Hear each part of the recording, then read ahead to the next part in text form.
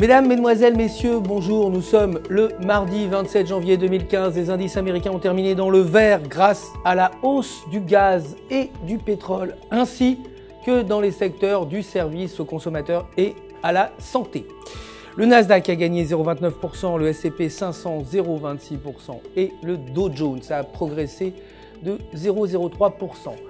L'action Alibaba a progressé également de 0,85%, clôturant à 103,99 $. Les investisseurs attendant un rapport trimestriel meilleur que prévu cette semaine.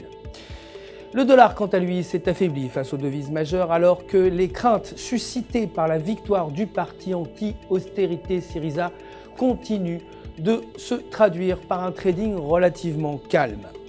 Aujourd'hui, les commandes de biens durables de base sont attendues à 0,6% contre moins 0,7%. La confiance des consommateurs à 95,3 contre 92,6 et les ventes de maisons neuves à 452 000 contre 438 000.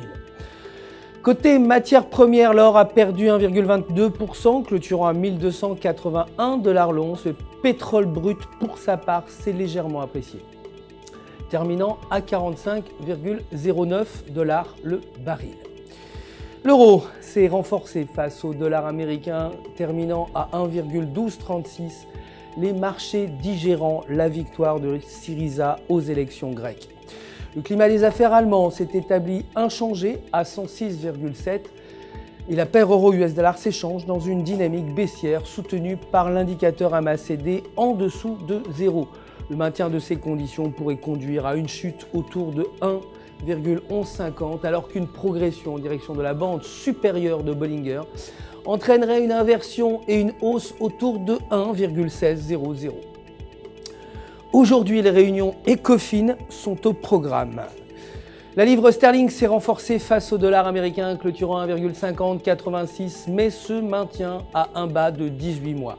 La paire livre-US-dollar est baissière, soutenue par l'indicateur RSI en dessous de 50 et en dessous de la moyenne mobile à 10 jours.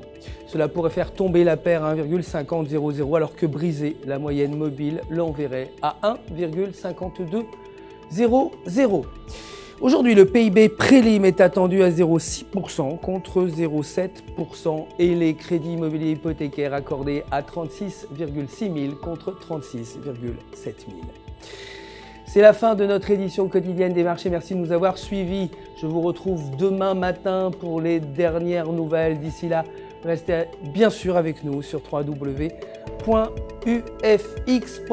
pour tous vos besoins de trading. Vous le savez, votre conseiller personnel sera là pour répondre à toutes vos questions.